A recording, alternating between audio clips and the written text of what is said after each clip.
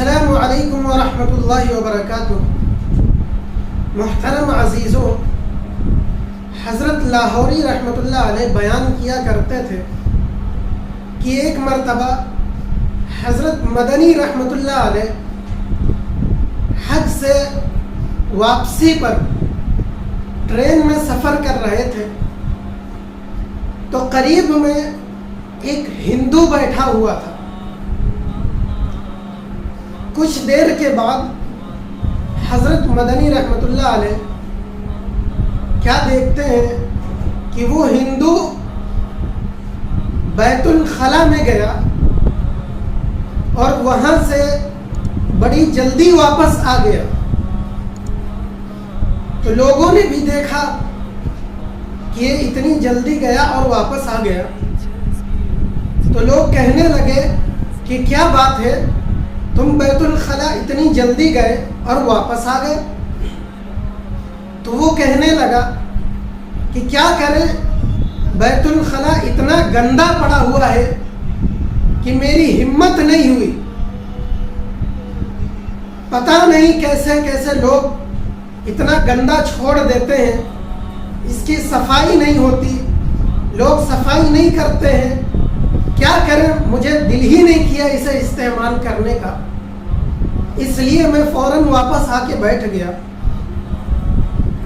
کچھ دیر کے بعد حضرت مدنی رحمۃ اللہ علیہ اٹھے اور بیت الخلا گئے، وہاں جا کر خوب اچھی طریقے سے اس کی صفائی کر دی، اسے دھل دیا اور آ کر واپس اپنی جگہ بیٹھ گئے اور کہنے لگے کہ میں گیا تو بالکل صاف ستھرا تھا، اصل میں یہ بتانا تھا اس ہندو سے کہ تم بھی چلے جاؤ اب۔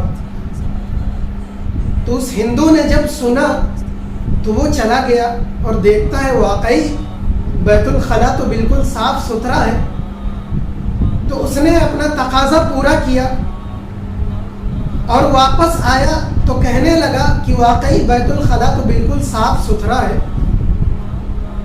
تو لوگوں کو بڑا تعجب ہوا کہ آخر یہ کس نے بیت الخلا صاف کیا ہے، کون شخص ہے جس نے اتنی جلدی بیت الخلا صاف کر دیا۔ لوگوں کو بڑا تعجب ہوا، لوگ تجسس میں پڑے ہوئے تھے۔ تو قریب میں ایک اور عالم دین جن کا نام خواجہ نظام الدین تھا، وہ بھی بیٹھے ہوئے تھے اور انہوں نے حضرت مدنی رحمۃ اللہ علیہ کے متعلق غائبانہ طور پر کچھ باتیں سن رکھی تھی، اور یہ حضرت مدنی رحمۃ اللہ علیہ کی مخالفت بھی کیا کرتے تھے۔ تو انہوں نے کھود کرید کر کے معلوم کیا کہ آخر یہ بیت الخلا کو کس نے صاف کیا ہے۔ تو معلوم یہ چلا کہ بیت الخلا صاف کرنے والا کوئی اور نہیں تھا بلکہ حضرت مدنی رحمۃ اللہ علیہ تھے، جنہوں نے اس بیت الخلا کو صاف کیا۔ تو یہ عالم خواجہ نظام الدین یہ حضرت مدنی رحمۃ اللہ علیہ کے قدموں میں گر گئے اور کہنے لگے کہ مجھے معاف کر دیجئے، میں زندگی بھر آپ کی مخالفت کرتا رہا، آپ کی غیبت کرتا رہا، میں سمجھتا تھا، میں نہیں جانتا تھا کہ آپ اتنے عظیم انسان ہیں، آپ نے ایک ہندو کے لیے بیت الخلا کو صاف کیا۔ تو حضرت مدنی رحمۃ اللہ علیہ فرمانے لگے کہ میں نے اپنے آقا صلی اللہ علیہ وسلم کی سنت پر عمل کیا ہے۔ تو یہ فرمانے لگے کہ سنت پر عمل وہ کیسے؟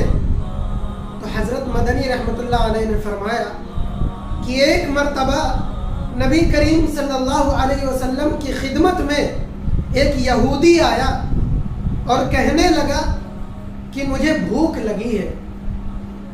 تو آپ صلی اللہ علیہ وسلم نے اس کو کھانا کھلایا، تو اس نے کھانا بہت زیادہ کھا لیا، بہت زیادہ پیٹ بھر کے کھا لیا۔ اس کے بعد آپ صلی اللہ علیہ وسلم نے سونے کے لیے اس کو بستر دیا تو وہ سو گیا. اب زیادہ کھا لینے کی وجہ سے رات میں اس کا پیٹ خراب ہو گیا. تو پیٹ جب خراب ہوا تو پھر پاخانہ بستر پہ ہی نکل گیا. اب جب صبح ہوئی تو وہ اسی حالت میں وہ یہودی اٹھا اور چل دیا. کچھ دور پہنچا تو اسے یاد آیا کہ اپنا کچھ سامان میں وہیں بھول گیا ہوں. تو وہ واپس لوٹا. جب وہ واپس آیا تو کیا دیکھتا ہے کہ نبی کریم صلی اللہ علیہ وسلم اپنے ہاتھوں سے اس گندے بستر کو دھو رہے ہیں. تو وہ حیران ہو گیا. کہنے لگا کہ اللہ تعالیٰ نے آپ کو وہ مقام عطا کیا ہے کہ دنیا کے کسی انسان کو وہ مقام نہیں عطا کیا, وہ مقام حاصل نہیں ہوا. آپ میری گندگی کو اپنے ہاتھوں سے دھل رہے ہیں. یہ دیکھ کر وہ یہودی کہنے لگا کہ آپ مجھے کلمہ پڑھا دیجئے. تو نبی علیہ السلام نے اس یہودی کو کلمہ پڑھایا اور وہ مسلمان ہو گیا. تو حضرت مدنی رحمت اللہ علیہ یہ فرمانے لگے کہ نبی کریم صلی اللہ علیہ وسلم نے اپنے مہمان کے ساتھ یہ عمل کیا, اسی سنت پر عمل کرتے ہوئے آج میں نے بھی یہ کام کیا. تو میرے عزیزوں, یہ تھا اخلاص, یہ تھے مخلص بندے.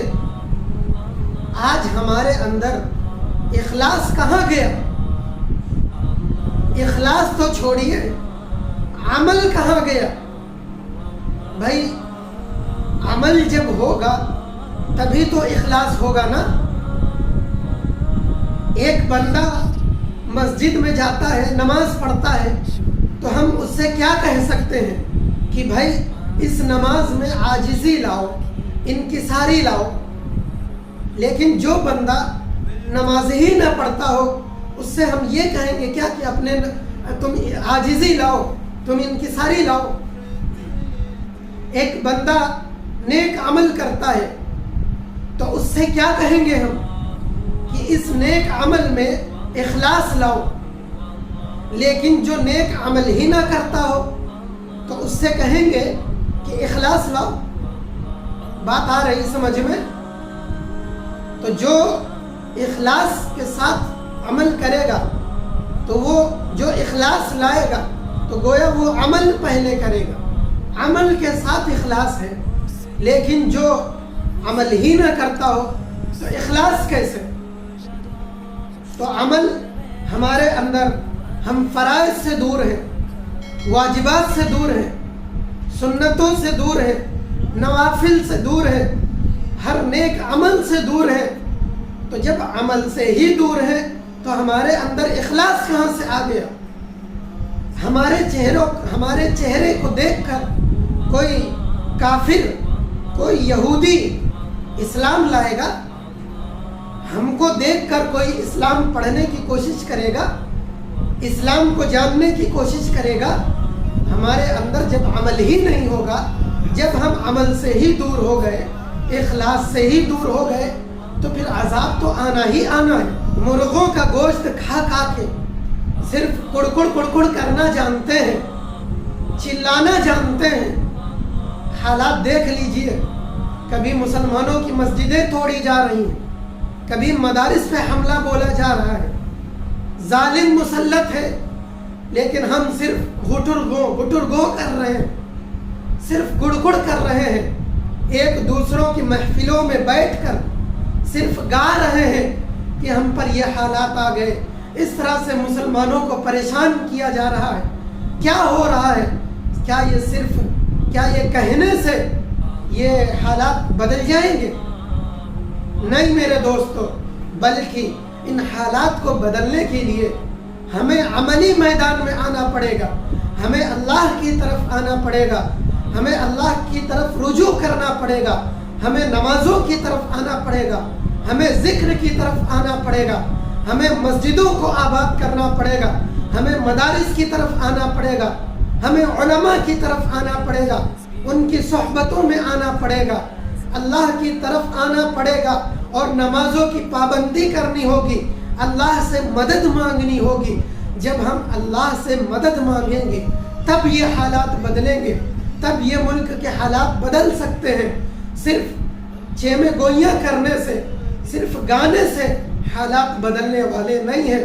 اس لیے میرے دوستوں، پہلے عمل لے کر آؤ، اس عمل میں اخلاص لاؤ، اللہ کی طرف آؤ، اس سے مدد مانگو، اس کے ساتھ تعلق مضبوط کرو، پھر دیکھنا کیسے حالات بدل جاتے ہیں۔